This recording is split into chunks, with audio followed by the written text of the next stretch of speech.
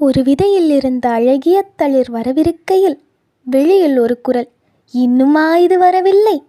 பயிர் மண்ணை துளைக்கையில் ஒரு குரல், இது எந்த ஜென்மத்திலும் வெளியில் வராது என்று.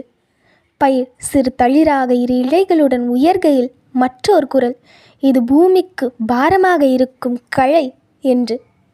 அந்த பயிர் அதை கேட்டுக்கொண்டு தான் இருக்கிறது. எனினும் எதையும் பொருட்படுத்தாமல் வளர்ந்தது. கிளையும் தண்டுமாய் விளைந்தது. அதை சுற்றி பொறாமை என்னும் கார்மேகமிருந்தாலும் மழை என்னும் கடவுளின் வரமான உறுதியும் வலிமையும் நம்பிக்கையும் உள்ளது.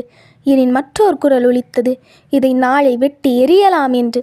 ஆனால் உறுதியுடன் அந்த பயிர் பூ, காய், பழம், நிழல் என அத்தனையும் தன்னை தூற்றியவருக்கும் அன்புடன் வழங்கியது.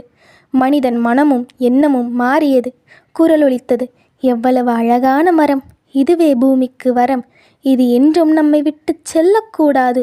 இன்னும் அதிக புகழ்ச்சிகள். இதுவே அந்த மரத்தின் வெற்றி. இது போலத்தான் வாழ்க்கையும். விதையிலிருந்தே மக்கள் தூற்றுவர். பொறாமை சூழ்ந்திருக்கும் சூழல் விளைந்திருக்கும். எனினும் நம்பிக்கையும் தைரியமும் கொண்டு வாழ வேண்டும்.